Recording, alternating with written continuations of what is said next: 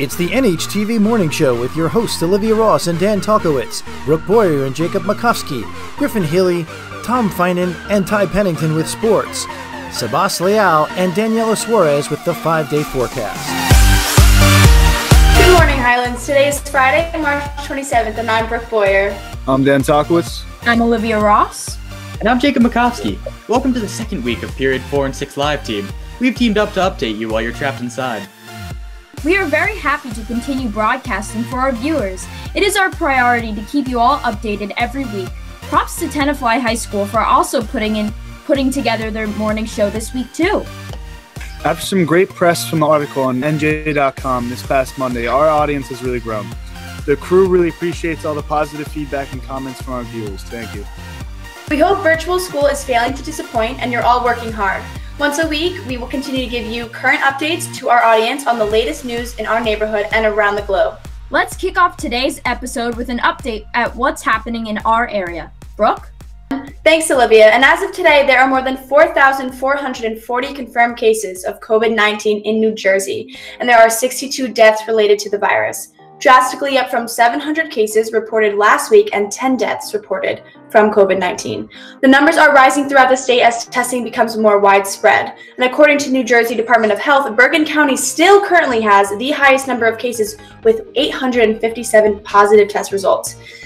As it was and still is the hardest hit county in New Jersey, being on the border between New Jersey and New York. In fact, the town this school is located in, Allendale, has at least 6 confirmed cases of the coronavirus. Yesterday in nearby Woodbridge, health officials said that all the residents of a nursing home are now presumed to have the virus, and they are being moved to another location for treatment.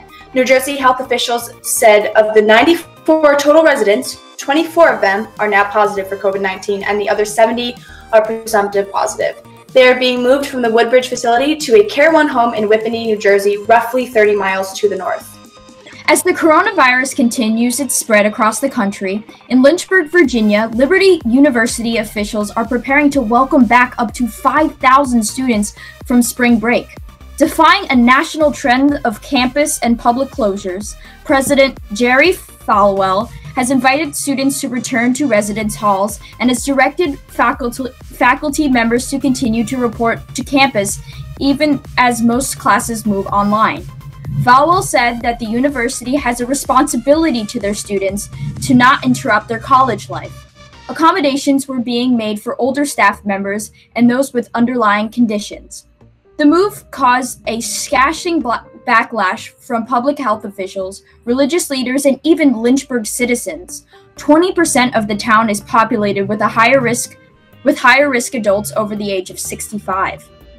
The U.S. is experiencing an unprecedented rise in unemployment as industries such as hospitality and food service grind to a halt.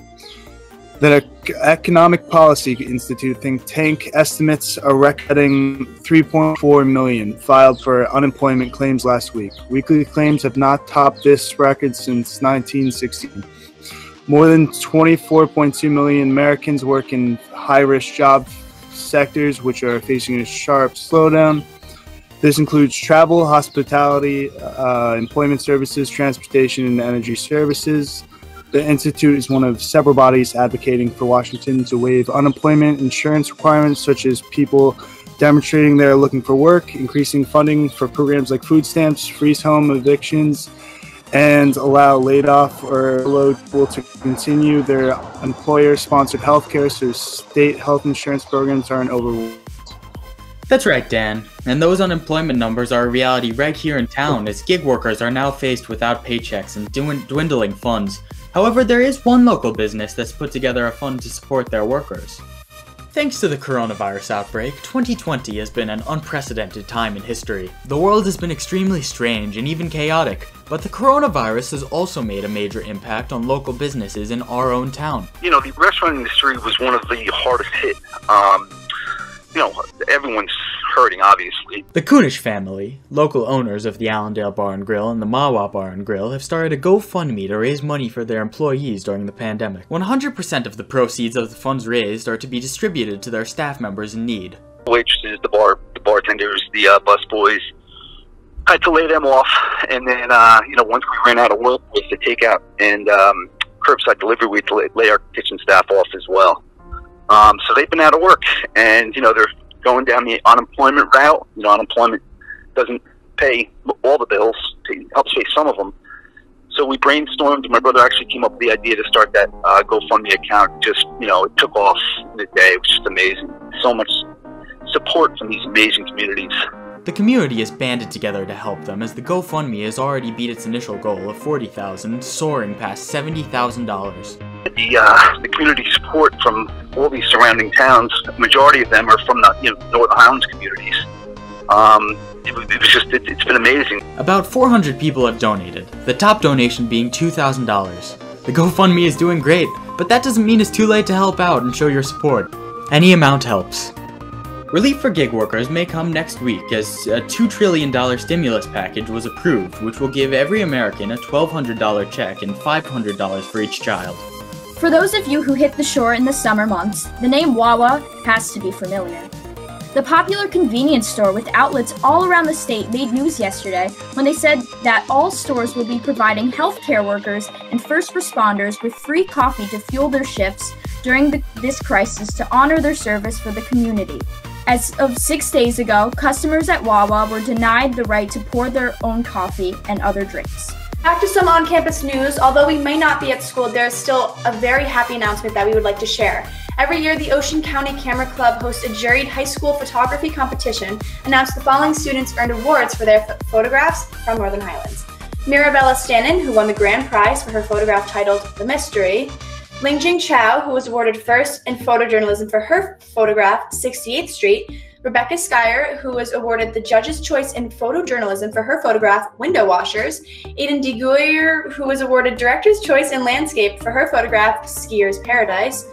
Olivia Burchell, who was awarded third Architecture for her photograph, Side Streets. And Jacob Kosinski, who was awarded the Judge's Choice in Architecture for his photograph, Old Days.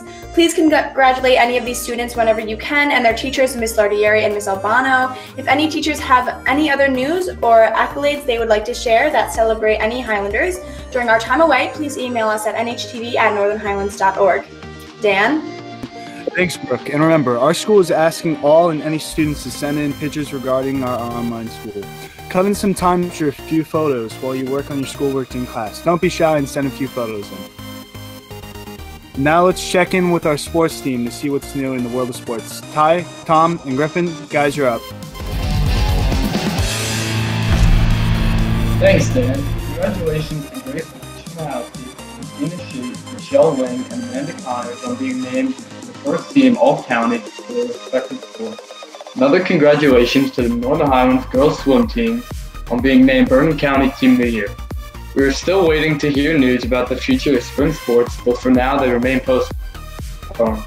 The NJSIAA released a statement saying they are hopeful to have a spring season of some sort as soon as schools reopen. This is an encouraging sign, and we remind all athletes to keep in shape for a possible return. Now over to Tom with big news about the 2020 Tokyo Olympics. Thanks, Ty. The 2020 Summer Olympics in Tokyo, Japan have officially been canceled and been reset to the summer of 2021. This comes after heavy pressure from the U.S. athletes and other global epidemic of COVID-19. Some countries, including Canada, already have stated that they will not be attending the Summer Games because of the virus. Thankfully, the committee has decided to postpone the Games for 1 year so that all competitors, nations, and attendants will be able to enjoy the Games in a healthy and safe setting. In other sports news, there's no madness this March, which is a huge letdown for all basketball fans, coaches, and players. Reporter Dan Fuchs has the story. Here they come. One timeout, they don't take it. March Madness is a worldwide phenomenon which attracts people from all over the globe. This tournament allows teams to have amazing runs or heartbreaking losses. Due to the coronavirus pandemic, this had to come to an end, which is devastating for both players and fans alike. Personally, it's probably the worst professional life of my career, which I know just pales in comparison to the emptiness that all the players and coaches are feeling right now.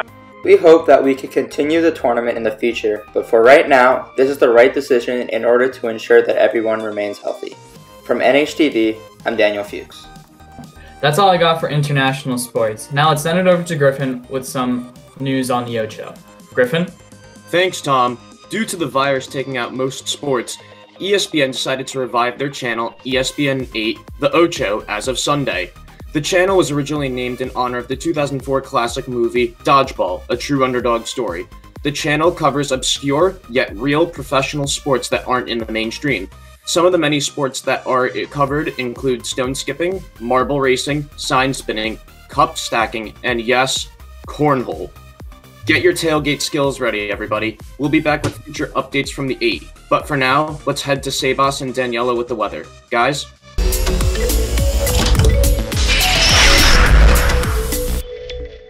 Thanks, Griffin. Good afternoon, Highlands. Here's a look at the 5-day forecast.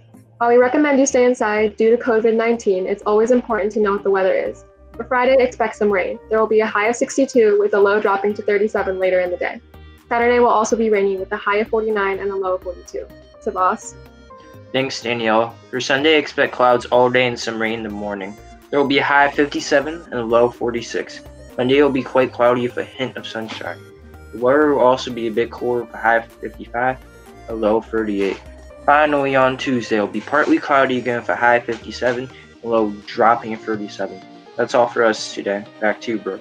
Thanks, Sebas. And finally today, wonder what everyone has been doing at home during this crazy time? We were too, and Mr. Ochino has a few fun images that some of you have shared.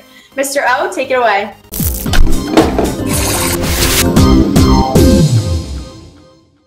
Hello Highlanders, just checking in once again to let you know how proud we are of you. You continue to demonstrate why Highlands is the absolute best. As you know, we sent a form home to you earlier in the week requesting photos. Thank you to those who were able to do that. What we're dealing with is not easy, and we want everyone to know, students, parents, staff, and everyone in between, that what you are doing doesn't go unnoticed. And it's important for you to know that we will be stronger and better equipped to deal with adversity as a result. The video you are about to see was done with the hope of putting a smile on your face, because all of us deserve to smile. Better days are coming, but for now, just know how great you are. Smile.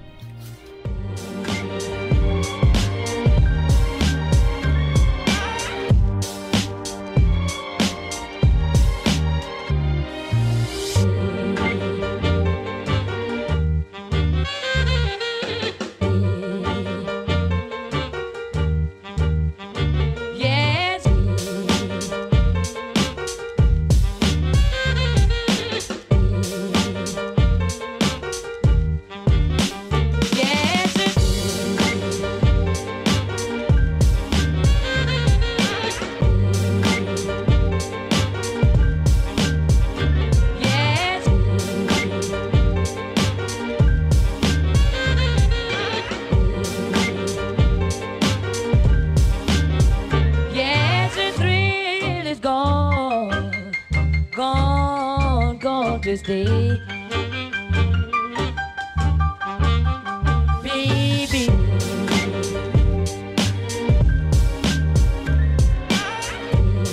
put a spell on you.